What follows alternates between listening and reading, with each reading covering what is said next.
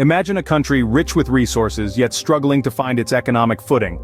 This was Brazil, the South American giant, in the early 20th century. A land teeming with potential yet hamstrung by an economy largely dependent on primary commodities for export. Coffee, rubber, sugar. These were the lifelines of Brazil's economy, crucial yet volatile. Industries were few and far between, their development hindered by a lack of infrastructure and investment. The country was rich in resources, yes, but it was primarily a supplier of raw materials to the world, rather than a producer of finished goods. This over-reliance on commodities left the economy susceptible to market fluctuations and price shocks, causing periods of boom and bust that played havoc with the nation's economic stability. But just like the Amazon River that flows through it, Brazil was destined for a remarkable journey of economic transformation. The 1930s marked a turning point for Brazil's economy, as the nation embarked on a path towards industrialization. Imagine a country primarily known for its agricultural exports suddenly deciding to pivot, to become one of the world's leading industrial nations. Sounds like a tall order, right? Well, that's precisely the challenge Brazil took up in the 1930s, under the leadership of President Getúlio Vargas. Vargas, a charismatic and decisive leader, was the architect of Brazil's industrial revolution. He knew that for Brazil to thrive, it had to break free from the shackles of its agrarian past.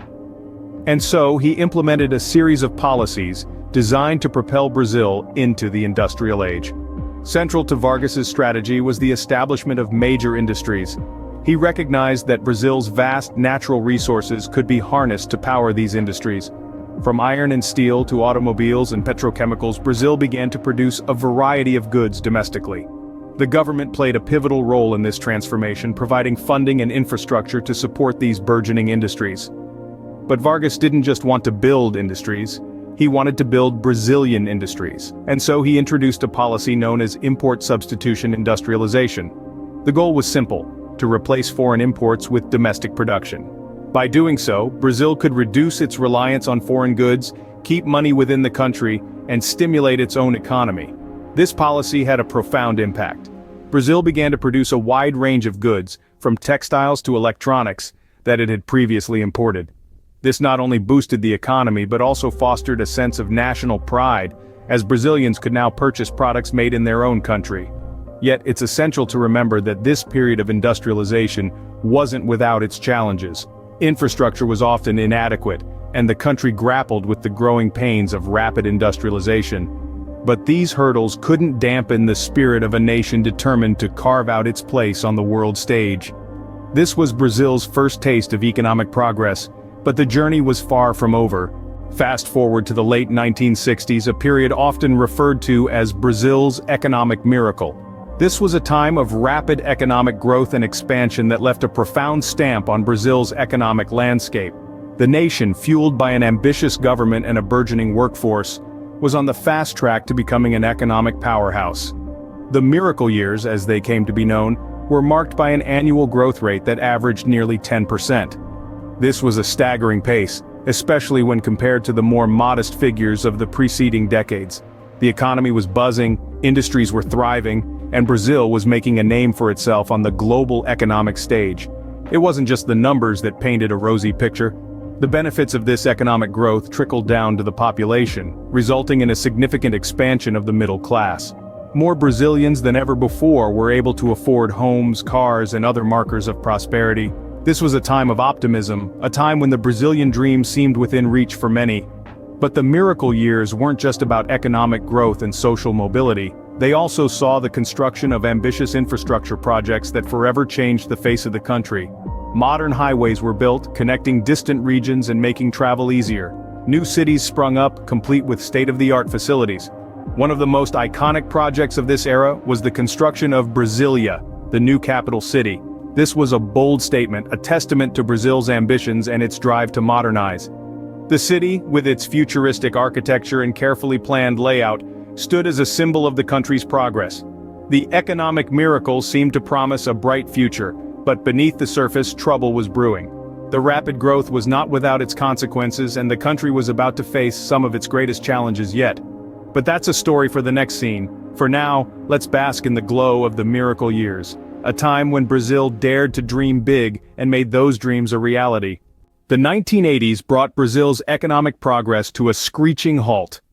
As the decade dawned, a storm was brewing on the horizon, a tempest of debt and inflation that would rock the country to its core. In 1982, Brazil was hit with a devastating debt crisis. It was like a game of economic dominoes. One piece fell, and the rest followed in quick succession. The country had borrowed heavily from international banks during the so-called miracle years, betting on continued high growth and stable commodity prices to pay back the loans. But when the global economy took a downturn, Brazil found itself unable to meet its debt obligations. The international banks turned off the credit tap, and the country was plunged into a deep economic crisis. The debt crisis was like a wildfire, spreading and causing damage far beyond its point of origin. It led to soaring inflation rates, which only added fuel to the economic fire. By the mid-80s, inflation was running at more than 200% per year, and by the early 90s, it had exploded to a mind-boggling 2,000%. Prices were changing so fast that restaurants in Brazil had to revise their menus every day.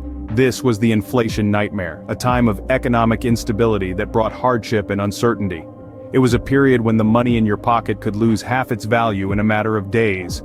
The currency was so unstable that it was changed 5 times in less than 15 years. It was a time when the basic necessities of life, food, shelter, clothing, became luxuries for many Brazilians. But through all this, Brazil showed remarkable resilience. The nation pulled together, weathered the storm, and emerged stronger on the other side. It was a time of trial and tribulation, a time that tested the mettle of the Brazilian people. But they rose to the challenge, they faced the crisis head-on, and they refused to be defeated. Brazil's economy was on the brink of collapse, but the nation was not ready to give up. As the saying goes, when the going gets tough, the tough get going. And Brazil, as it would prove, was indeed tough. The 1990s and 2000s saw Brazil rise from the ashes, implementing economic reforms that stabilized the economy and led to a period of sustained growth. The cornerstone of this transformation was the Plano Real, a package of measures introduced in the mid-90s with the aim of taming hyperinflation, which had soared to an astronomical 2,000%. The plan was bold and ambitious, involving a new currency, the real, and an innovative monetary policy that pegged it to the US dollar. The success of the Plano Real was unprecedented. Inflation plummeted, the economy stabilized, and Brazil began to enjoy the fruits of a newfound economic stability. This period also marked Brazil's inclusion in the BRICS, an association of 5 major emerging national economies: Brazil, Russia, India, China, and South Africa. This inclusion was more than just symbolic. It represented recognition of Brazil's growing economic clout and its potential to shape global economic trends. The rise of the BRICS also marked a shift in global economic power. These nations, with their vast populations and fast-growing economies, were increasingly seen as the future drivers of global growth. Brazil, with its rich resources, large workforce, and strategic location, was a key player in this new economic order.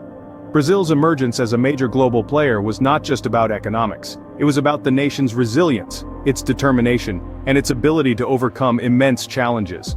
From the crippling debt crisis and hyperinflation of the 80s to the economic stability and global prominence of the new millennium, Brazil's journey was a testament to the indomitable spirit of its people. Brazil had not just survived, it had thrived. It had turned its challenges into opportunities and its hardships into triumphs. And in doing so, it had proven that no obstacle is too great, no challenge too daunting, for a nation determined to rise. Brazil had finally arrived on the world stage, a testament to the nation's resilience and determination. Today, Brazil stands as the 9th largest economy in the world, a far cry from its humble beginnings. This vibrant nation, however, continues to grapple with a complex blend of economic issues. Notable among these is the stark inequality that persists, with wealth concentrated in the hands of a few. Corruption, another stubborn adversary, continues to hinder progress, casting a long shadow over Brazil's economic landscape. Yet, it's not all gloom. Brazil is brimming with opportunities. Its vast natural resources and agricultural strength present significant potential for sustainable growth. Moreover, with proper stewardship, Brazil's rich biodiversity could become a beacon for ecotourism and sustainable industries. driving the economy while preserving its precious ecosystems. Brazil's economic journey is a story of challenges and triumphs, a testament to the nation's relentless pursuit of growth and prosperity. As it continues to navigate the complex currents of economic development, Brazil remains a compelling study of resilience and potential.